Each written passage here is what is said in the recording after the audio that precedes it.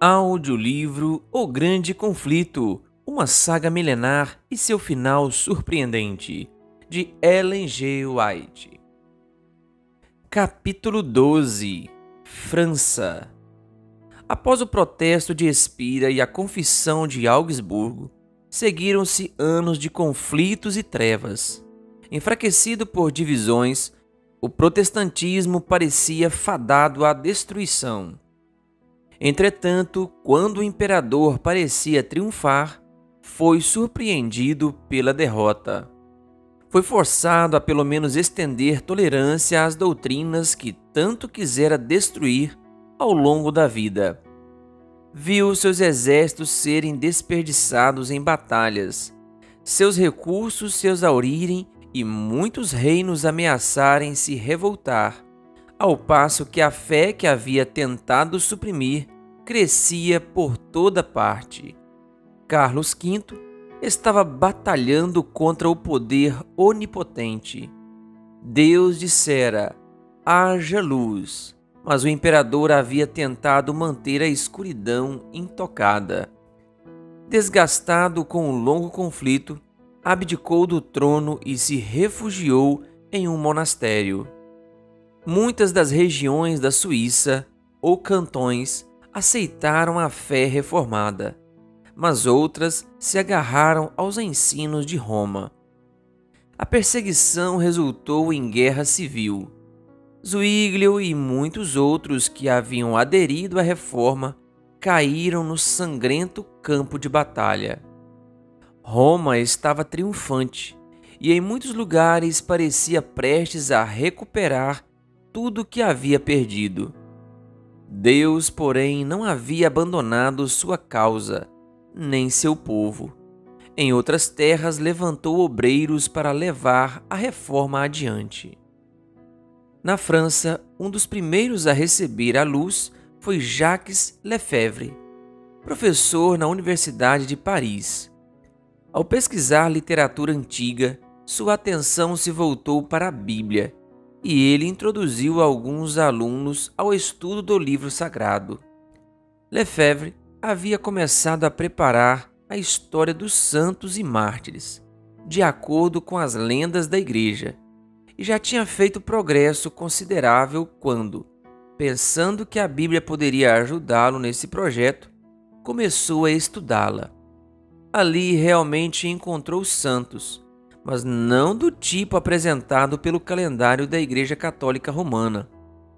Desgostoso, deixou de lado a obra que ele mesmo havia se designado a fazer e passou a se dedicar ao estudo da Palavra de Deus. Em 1512, antes de Lutero ou Zwinglio haverem começado a obra da reforma, Lefebvre escreveu: é Deus quem dá, pela fé, a justiça que somente pela graça nos justifica para a vida eterna. E ao passo que ensinava que a glória da salvação pertence somente a Deus, também afirmava que o dever da obediência pertence ao ser humano. Alguns dos alunos de Lefebvre ouviram com atenção suas palavras e continuaram a declarar a verdade por muito tempo depois da voz do mestre se silenciar. Um deles foi Guilherme Farel. Filho de pais religiosos e um devoto seguidor de Roma, ele era zeloso em destruir todos aqueles que se opunham à Igreja. Mais tarde contou: eu rangia os dentes como um lobo furioso sempre que ouvia alguém falar algo contra o Papa. No entanto, a adoração aos santos, o culto em altares e o adorno de relicários santos com presentes não conseguiam levar paz a seu coração. A convicção do pecado veio sobre ele, e nenhum ato de penitência era capaz de extingui-la. Ele ouviu as palavras de Lefebvre: a salvação é de graça. É somente a cruz de Cristo que abre os portais do céu e fecha as portas do inferno. Por meio de uma conversão semelhante à de Paulo, Farel deixou a escravidão da tradição e passou a desfrutar a liberdade dos filhos de Deus. Em vez de ter o coração assassino de um lobo à espreita, ele voltou, segundo relata, tranquilamente como um cordeiro manso e inofensivo, com o coração totalmente afastado do Papa e entregue a Jesus Cristo. Ao passo que Lefebvre espalhou a luz para seus alunos, Farel saiu para pregar a verdade em público. Uma autoridade da igreja, o bispo de Melx, logo se uniu a eles. Outros professores se aliaram à proclamação do Evangelho e conquistaram seguidores desde os lares dos artesãos e camponeses até o palácio do rei. A irmã de Francisco I aceitou a fé reformada. Com grande esperança, os reformadores aguardavam com expectativa o momento em que a França seria ganha para o Evangelho. Na língua francesa. Suas esperanças, porém, não se concretizariam. Provas e perseguições estavam à frente dos discípulos de Cristo. Entretanto, um período de paz interrompeu o decorrer dos acontecimentos, permitindo que reunissem forças para enfrentar a tempestade vindoura. E a reforma fez rápido progresso. Lefebvre começou a traduzir o Novo Testamento, e na mesma época em que a Bíblia luterana em alemão saía do prelo em Wittenberg, o Novo Testamento em francês foi publicado em Melx. Logo, os camponeses de Melx tinham as Sagradas Escrituras. Os trabalhadores nos campos e os artesãos nas oficinas alegravam seus labores diários conversando sobre as preciosas verdades da Bíblia. Embora pertencessem à classe mais humilde, os plebeus sem escolarização que trabalhavam duro, o poder reformador e exaltado da graça divina era visível na vida deles. A luz que se acendeu em Melx enviou seus raios para lugares distantes. Todos os dias crescia o número de conversos. Por um tempo, o rei conteve a ira da hierarquia da igreja, mas os líderes papais finalmente prevaleceram. As fogueiras foram acesas e muitos testemunharam da verdade em meio às chamas. Pelos nobres corredores do castelo e do palácio havia pessoas da realeza que valorizavam a verdade acima das riquezas, de posições e até mesmo da própria vida. Louis de Berquim vinha de berço nobre. Era dedicado aos estudos, polido nas maneiras e de moral imaculada. Ele coroou todas essas outras virtudes olhando para o luteranismo com ódio especial. Mas Deus o guiou à Bíblia, e ele ficou surpreso ao encontrar ali não as doutrinas de Roma, mas as de Lutero. Então se entregou à causa do Evangelho. Os apoiadores de Roma na França o colocaram na prisão por heresia, mas o rei o libertou. Por anos, o rei Francisco vacilou entre Roma e a Reforma. As autoridades papais encarceraram Berquim 3 vezes, porém, em todas o rei mandou soltá-lo, recusando-se a sacrificá-lo ao ódio dos líderes da igreja. Berquim recebeu repetidas advertências quanto ao perigo que o ameaçava na França, e apelaram para que ele seguisse os passos daqueles que haviam encontrado segurança no exílio voluntário. A ousadia de Berquim. Contudo, o zelo de Berquim só se fortaleceu.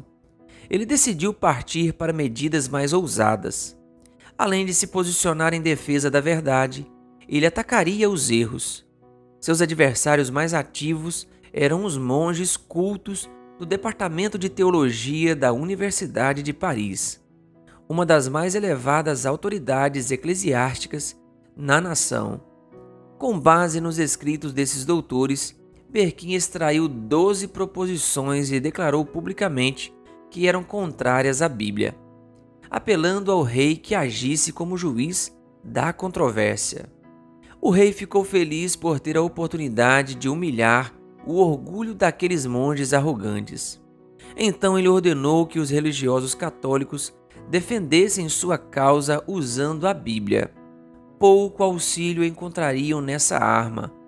Tortura e fogueira eram as armas que melhor sabiam usar. Eles se viram prestes a cair no abismo para o qual tinham a esperança de empurrar Berquim. Começaram a olhar em volta, em busca de um meio de escape. Na mesma época, uma imagem da Virgem que ficava na esquina de uma das ruas foi mutilada. Multidões se aglomeraram no local, lamentando com ira. O rei ficou profundamente chateado. Isso é fruto das doutrinas de Berquim, proclamaram os monges. Tudo está prestes a ser lançado abaixo.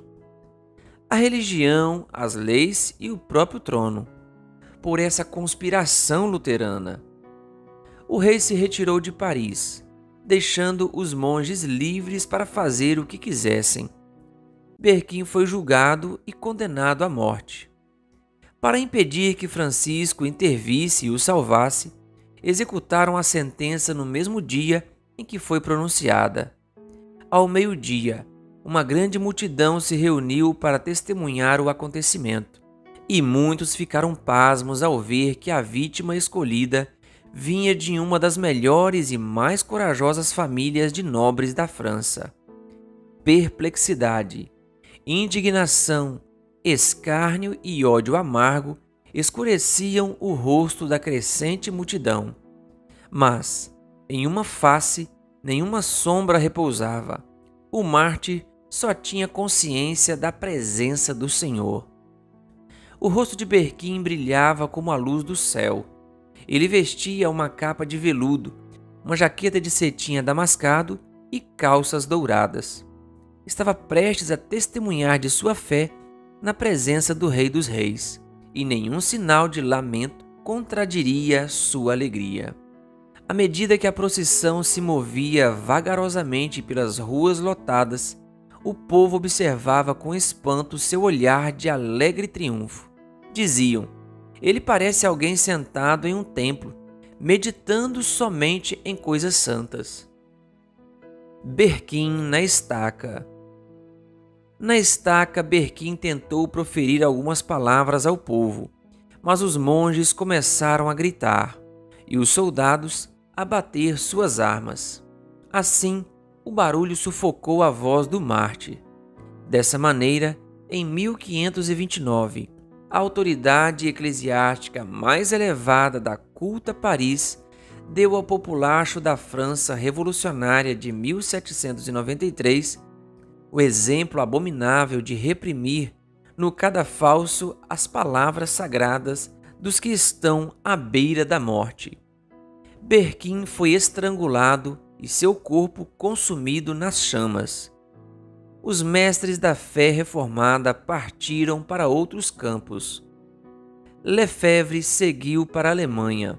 Farel voltou para sua cidade natal no leste da França, a fim de espalhar a luz no lar de sua infância.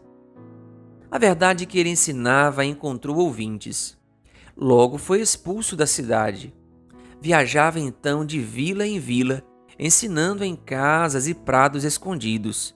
Encontrava abrigo nas florestas e em meio às cavernas rochosas que conhecera quando menino. Assim como nos dias dos apóstolos, a perseguição tinha servido para o progresso do Evangelho. Filipenses 1, versículo 12. Afastados de Paris e de Melx, os que haviam sido dispersos pregavam a palavra por onde quer que fossem. Atos 8, versículo 4. Dessa maneira, a luz encontrou o caminho em muitas províncias remotas da França. Um grande homem. Em uma das escolas de Paris, havia um jovem calado e pensativo. Conhecido por sua vida irrepreensível, seu vigor intelectual e sua devoção religiosa. Sua inteligência e seu esforço o transformaram no orgulho do colégio, e as pessoas achavam que João Calvino se transformaria em um dos mais eficazes defensores da Igreja. Mas um raio de luz divina invadiu as paredes do escolasticismo e das superstições que envolviam Calvino. Olivetan, primo de Calvino, havia se unido à Reforma. Os dois discutiram juntos as questões que afligiam a cristandade. Olivetan, o protestante, disse: há somente duas religiões no mundo: aquela que os seres humanos inventaram, na qual nos salvamos por meio de cerimônias e boas obras. A outra é a religião revelada na Bíblia, que nos ensina a procurar a salvação somente pela livre graça de Deus. Não aceito nenhuma de suas novas doutrinas, exclamou Calvino. Você pensa que eu vivi no erro a vida inteira? Todavia, quando ficou sozinho em seu quarto, Calvino pensou nas palavras do primo. Viu-se sem intercessor na presença do justo e santo juiz. As orações aos santos, as boas obras, as cerimônias da igreja, nada disso tinha poder para expiar pecados. Confissões e penitências eram incapazes de reconciliar o pecador com Deus. Fogueira impressionante. Certo dia, quando por acaso estava em uma praça pública, Calvino testemunhou a queima de um herege. Em meio às torturas dessa morte horrenda e sob a terrível condenação da igreja, o mártir demonstrou fé e coragem, as quais o jovem estudante dolorosamente contrastou com o próprio desespero e a escuridão que sentia. Ele sabia que os hereges fundamentavam a fé na Bíblia. Decidiu estudá-la e descobrir o segredo da alegria deles. Nas Escrituras, Calvino encontrou a Cristo. Ó Pai, clamou, o sacrifício de Jesus aplacou tua ira. O sangue dele lavou minhas impurezas. Sua cruz tirou minha maldição. Sua morte fez expiação por mim. Tu tocaste meu coração para que eu me afastasse em desgosto de todos os outros méritos, a não ser os de Jesus. Calvino então tomou a resolução de dedicar a vida ao Evangelho, mas era de natureza tímida e queria se dedicar aos estudos. No entanto, os apelos fervorosos de seus amigos finalmente o fizeram concordar em se tornar professor público. Suas palavras eram como o orvalho que cai para refrescar a terra. Na época, ele estava em uma cidade provinciana sob a proteção da princesa Margarida, que amava o Evangelho e estendia sua proteção aos discípulos da verdade bíblica. A obra de Calvino começou com as pessoas dentro de seus lares. Aqueles que ouviam a mensagem levavam as boas novas aos outros. Calvino prosseguiu, estabelecendo o alicerce das igrejas que produziriam testemunhas destemidas da verdade. Paris receberia mais um convite para aceitar o Evangelho. A cidade havia rejeitado o chamado de Lefebvre e Farel, mas novamente todas as classes da grande capital ouviriam a mensagem. O rei ainda não havia se posicionado por completo ao lado de Roma contra a reforma. Margarida resolveu pregar a fé reformada em Paris. Ela ordenou que um ministro protestante pregasse nas igrejas. Quando as autoridades papais proibiram que isso acontecesse, a princesa abriu o palácio. Foi anunciado que todos os dias seria pregado um sermão, e o povo estava convidado a comparecer. Milhares se reuniam diariamente. Então o rei ordenou que 2 das igrejas de Paris fossem abertas. Nunca antes a cidade fora tão tocada pela palavra de Deus. Temperança, pureza, ordem e diligência começaram a tomar o lugar da embriaguez, imoralidade, das contendas e da ociosidade. Embora muitos aceitassem o Evangelho, a maioria do povo o rejeitava. Os líderes que favoreciam o papado conseguiram retomar sua influência. Mais uma vez, as igrejas foram fechadas e as fogueiras se acenderam. Calvino continuava em Paris. Por fim, as autoridades decidiram levá-lo para as chamas. Ele não fazia ideia do perigo que corria quando amigos entraram apressados em seu quarto com a notícia de que havia oficiais a caminho para prendê-lo. Naquele mesmo instante, ouviram uma forte batida na porta exterior. Não havia nenhum momento a perder. Alguns amigos detiveram os oficiais à porta, enquanto outros ajudaram o reformador a descer pela janela. Ele foi às pressas para a cabana de um trabalhador amigo da reforma. Disfarçado com as roupas de seu anfitrião e com uma enxada no ombro, Calvino começou sua jornada. Viajou para o sul e, mais uma vez, encontrou refúgio no território da princesa Margarida. Calvino não conseguiria permanecer inativo por tanto tempo. Assim que a tempestade se acalmou um pouco, ele partiu para um novo campo de atividades em Poitiers, onde algumas pessoas já eram favoráveis aos novos pontos de vista. Gente de todas as classes ouvia o evangelho com alegria.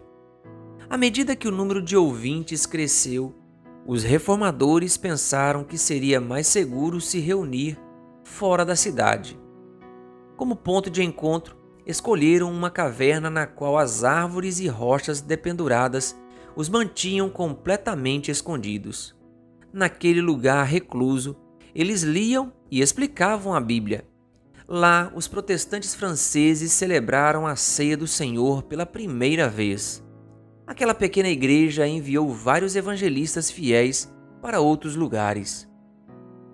Mais uma vez, Calvino voltou para Paris, mas encontrou quase todas as portas fechadas para sua obra. Por fim, decidiu ir para a Alemanha. Logo depois que saiu da França, os protestantes enfrentaram problemas. Os reformadores franceses resolveram convocar a nação inteira por meio de um golpe ousado contra as superstições de Roma. Cartazes atacando a liturgia da missa foram espalhados por toda a França na mesma noite.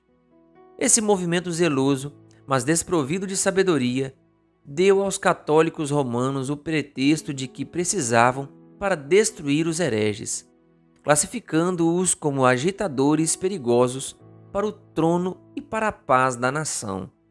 Um dos cartazes foi afixado na porta do quarto de dormir do rei. A ousadia sem precedentes de infiltrar essas mensagens chocantes na presença real deixou o monarca furioso. Ele expressou sua raiva nessas terríveis palavras: prendam, sem distinção, todos os suspeitos de luteranismo. Exterminarei todos. O rei decidiu colocar sua influência completamente ao lado de Roma. Reinado de terror. Um dos presos foi um homem pobre que muitas vezes tinha a incumbência de chamar os cristãos para as reuniões secretas. Ameaçado de morte imediata na estaca, ele recebeu a ordem de levar o emissário papal à casa de cada protestante da cidade. O medo das chamas tomou conta dele, e o homem concordou em trair seus irmãos. Morin, o detetive real, acompanhado do traidor, passou devagar e silenciosamente pelas ruas da cidade. Quando chegavam à casa de um luterano, o traidor fazia um sinal, mas não dizia nada. A procissão parava. Soldados entravam na casa, arrastavam a família para fora, acorrentavam seus membros e o terrível séquito prosseguia em busca de novas vítimas. Morin fez a cidade inteira tremer. Foi um reinado de terror. As vítimas foram colocadas para morrer sob cruel tortura, com a ordem de abaixar o fogo a fim de prolongar a agonia. Mas morreram como vencedoras, com um compromisso inabalado e a paz desanuviada. Os perseguidores sentiram-se derrotados. Toda a igreja de Paris pôde ver o tipo de gente que as novas opiniões produziam. Não há púlpito como a pira de um mártir. A alegria serena que iluminava a face daqueles cristãos enquanto prosseguiam para o local de execução fez um apelo de eloquência irresistível em prol do Evangelho. Os protestantes foram acusados de tramar o massacre aos católicos, da derrubada do governo e do assassinato do rei. Os acusadores não eram capazes de apresentar nenhum pingo de evidência para apoiar suas alegações. Enquanto isso, as crueldades feitas aos inocentes protestantes se acumulavam como um imenso peso de castigo devido e, em séculos posteriores, acarretou exatamente a queda que os acusadores haviam predito para o rei, seu governo e seus súditos. Na verdade, quem fez isso foram infiéis e os próprios defensores do Papa. A repressão do protestantismo traria esses desastres terríveis à França. Suspeita, desconfiança e terror se espalharam para todas as classes da sociedade. Centenas fugiram de Paris, exilando-se de sua terra natal. Em muitos casos, a partida foi o primeiro indício de que a pessoa era favorável à fé reformada. Os oficiais que apoiavam o Papa olhavam em volta perplexos ao se dar conta dos hereges inesperados que haviam sido tolerados no meio deles. Censura. O rei Francisco I se deleitava em reunir eruditos de todos os países em sua corte. No novo zelo de erradicar as heresias, esse patrono do conhecimento proclamou um edito, abolindo a impressa em toda a França. Francisco I foi um dos muitos exemplos da história a demonstrar que cultura intelectual não impede a manifestação de intolerância religiosa e perseguição. Os padres exigiam sangue para expiar o insulto feito ao céu por causa da condenação da missa. O dia 21 de janeiro de 1535 foi escolhido para a terrível cerimônia. Na frente de todas as portas havia uma tocha acesa em honra ao Santo Sacramento. Antes do dia raiar, a procissão se formou no palácio do rei. O bispo de Paris levava a hóstia debaixo de um magnífico dossel, carregado por 4 príncipes da realeza. Após o anfitrião ia o rei. Naquele dia, Francisco I não usou coroa, nem veste real. Diante de cada altar, ele se prostrava em humilhação, não pelos vícios que contaminavam sua alma, nem pelo sangue inocente que manchava suas mãos, mas pelo pecado mortal de seus súditos que haviam ousado condenar a liturgia da missa. O rei apareceu no grande saguão do palácio do bispo. Em palavras de tocante eloquência, lamentou o crime, a blasfêmia, o dia de tristeza e desgraça que tinham sobrevindo à nação. Então conclamou todos os súditos leais a ajudarem a erradicar a heresia mortal que ameaçava a França de ruína. Lágrimas embargaram sua voz e toda a assembleia chorou, exclamando em conjunto: "Viveremos e morreremos pela religião católica." A graça que traz salvação aparecera, mas a França, iluminada por seu brilho, lhe deu as costas, escolhendo as trevas em lugar da luz. Chamaram o mal de bem e o bem de mal, até caírem vítimas do próprio engano. Rejeitaram deliberadamente a luz que poderia salvá-los do engano e de manchar o coração com a culpa por sangue inocente. Mais uma vez, a procissão se formou. A curta distância uns dos outros, foram construídos cadafalsos nos quais determinados cristãos protestantes seriam queimados vivos. Tudo foi organizado para que o fogo fosse aceso no momento em que o rei se aproximasse e a procissão parasse a fim de testemunhar a execução. Não havia hesitação por parte das vítimas. Quando pediram a um que se retratasse, ele respondeu: "Só creio naquilo que os profetas e apóstolos pregaram muito tempo atrás e no que todos os santos acreditaram. Minha fé tem uma confiança em Deus capaz de resistir a todos os poderes do inferno." Quando chegaram ao palácio, a multidão se dispersou. O rei e os oficiais da igreja se retiraram. parabenizando-se porque a obra continuaria até a heresia ser destruída por completo. O Evangelho da Paz que a França rejeitou realmente seria extirpado, mas as consequências seriam terríveis. Em 21 de janeiro de 1793, outra procissão passou pelas ruas de Paris. Mais uma vez, o rei era a figura principal. Mais uma vez, houve alvoroço e gritaria. Mais uma vez, o clamor por mais vítimas foi ouvido. Mais uma vez, houve cadafalsos negros. Mais uma vez, as cenas do dia terminaram com execuções horrendas. Luís XVI, lutando contra seus carcereiros e capatazes, foi arrastado até o bloco e segurado à força até o machado cair e sua cabeça cortada rolar pelo cadafalso. Quase no mesmo lugar, 2.800 seres humanos morreram guilhotinados.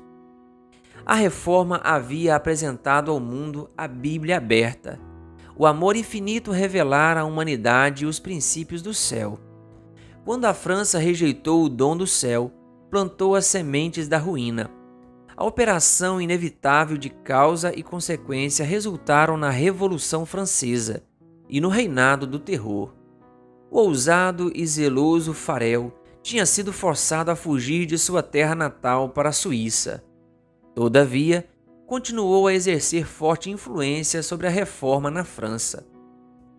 Com o auxílio de outros exilados, Farel traduziu os escritos dos reformadores alemães para o francês, e assim como a Bíblia, esses documentos eram impressos em grande quantidade. Vendedores itinerantes de livros vendiam as obras por toda a França. Farel começou uma obra na Suíça exercendo o papel humilde de professor, introduzindo cuidadosamente as verdades da Bíblia. Alguns acreditavam em seus ensinos, mas os padres se levantaram para deter a obra e incitaram pessoas supersticiosas para se opor a ela. Esse não pode ser o Evangelho de Cristo, inflamavam os sacerdotes, pois sua pregação não traz paz, mas guerra. Farel prosseguia de vila em vila, suportando fome, frio e fadiga, arriscando a própria vida em todos os lugares. Ele pregava no mercado, nas igrejas e às vezes nos púlpitos das catedrais. Mais de uma vez, foi espancado até quase morte. Mesmo assim, continuava trabalhando. Uma após a outra, viu cidades e vilas que antes eram fortalezas do catolicismo abrir as portas ao Evangelho. Farel tinha o desejo de fincar o estandarte protestante em Genebra. Se essa cidade fosse conquistada, poderia se tornar o centro da reforma na França, Suíça e Itália. Muitas das cidades e dos vilarejos vizinhos já haviam se tornado protestantes. Com apenas um companheiro, entrou em Genebra, mas só recebeu permissão para pregar 2 sermões. Os padres o chamaram a comparecer diante de um concílio da igreja e foram com armas escondidas debaixo da roupa, determinados a lhe tirar a vida. Reuniram uma turba furiosa para garantir sua morte caso conseguisse escapar do concílio. No entanto, a presença de magistrados e de uma força armada o salvou. No início da manhã seguinte, ele foi levado para o outro lado do lago, até um lugar seguro. Assim terminou seu primeiro esforço de evangelizar Genebra. A tentativa seguinte envolveu um instrumento mais humilde, um jovem de aparência tão simples que até os professos amigos da Reforma tratavam com frieza. O que alguém assim poderia fazer onde Farel tinha sido rejeitado? Deus escolheu o que para o mundo é fraqueza, para envergonhar o que é forte. 1 Coríntios 1, versículo 27. O professor. Froment começou sua obra como professor. As verdades que ensinava às crianças na escola eram repetidas por elas em casa. Logo os pais apareceram para ouvir o que a Bíblia explicava. Novos testamentos e folhetos eram distribuídos de graça. Depois de um tempo, Froment também teve de fugir, mas as verdades que havia ensinado foram internalizadas na mente das pessoas. A reforma estava então plantada. Os pregadores retornaram e, finalmente, a adoração protestante foi estabelecida em Genebra. A cidade já havia se declarado favorável à reforma quando Calvino entrou por suas portas. Ele estava a caminho de Basileia, mas foi forçado a fazer um desvio, passando por Genebra. Farel conhecia a mão de Deus naquela visita.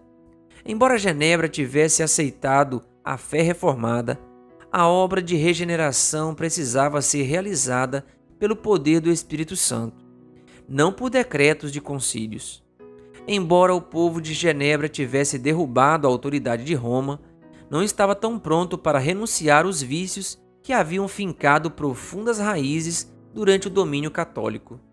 Em nome de Deus, Farel apelou solenemente ao jovem evangelista que permanecesse e trabalhasse ali.